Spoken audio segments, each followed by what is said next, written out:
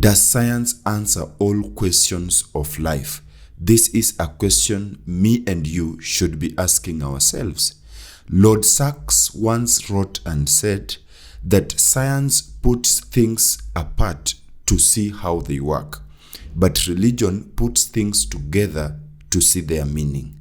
And this means that science is limited to some questions of life, and it cannot answer all these questions. In the video that you are about to watch, Professor Lennox explains this in details. So without further ado, let's get started.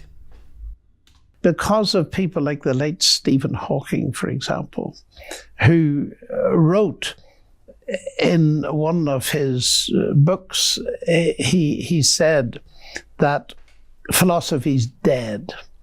And it seems now as if scientists are holding the torch of truth. And that's scientism. The irony of it is, of course, that he wrote it in a book where it's all about philosophy of science. And it's pretty clear that Hawking, brilliant as he was as a mathematical physicist, really is a classic exemplar of what Albert Einstein once said: the scientist is a poor philosopher. And my response to... I hope you got that point, that a scientist is a poor philosopher. And that is a fact, okay? It is very much would be couched in the kind of attitude that Sir Peter Medawar, he's a Nobel Prize winner in Oxford here, once wrote. He said, it's so very easy to see that science, meaning the natural sciences, are limited in that they cannot answer the simple questions of a child. Where do I come from? Where am I going to? And what is the meaning of life? You see, those are the questions that science cannot answer, okay? And sometimes we are lied in our teachings and in our education that science answers all the questions. But Professor of Mathematics Lennox of Oxford University nullifies this point, and he explains it. So let's continue watching. And it seems to me immensely important that we recover that. And what Medawar went on to say is we need literature, we need philosophy, and we need theology as well, in my view, in order to answer the bigger questions.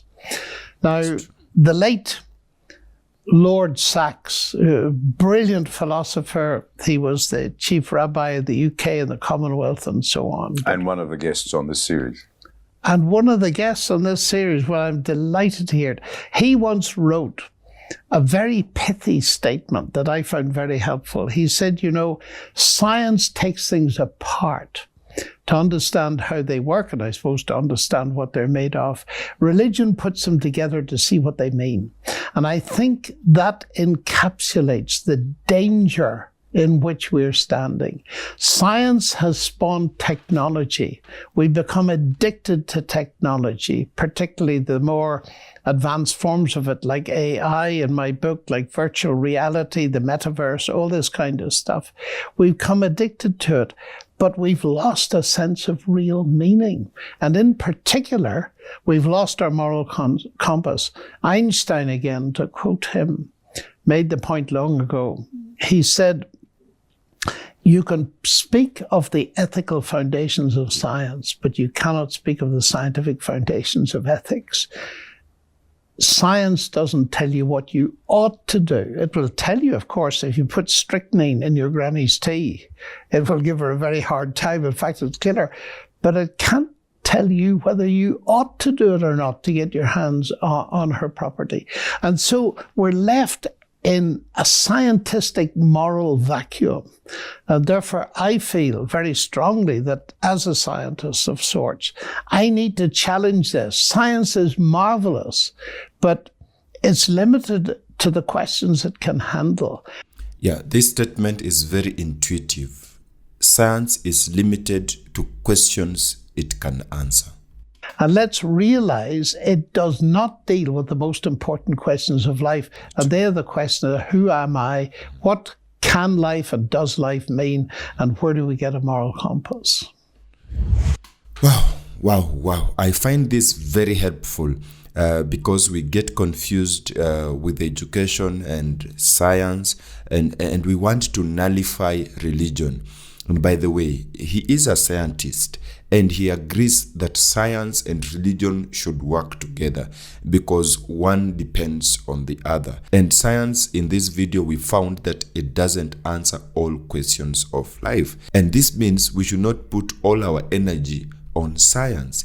And he mentions that we have really put our concentration of the things that science has born, things of technology like AI, that is artificial intelligence, things of metaverse and all that. And we've forgotten the truth of the religion. And some people want to argue the existence of God. Some want to argue how the earth was formed and how the heavenly bodies were formed. They question all this just because of science. But I believe that this video has helped you to understand that science does not answer all questions of life. It might try to answer and give you a way of living in this earth, but it doesn't answer all questions of life. If you have a comment about this video, please drop me that comment. I'll be reading it out. And if it triggers me to create a video, I'll be so glad to do that. Hey, you've reached the end of this video. Thank you for watching. If you enjoyed this video, please don't forget to give us a like and also subscribe for more videos.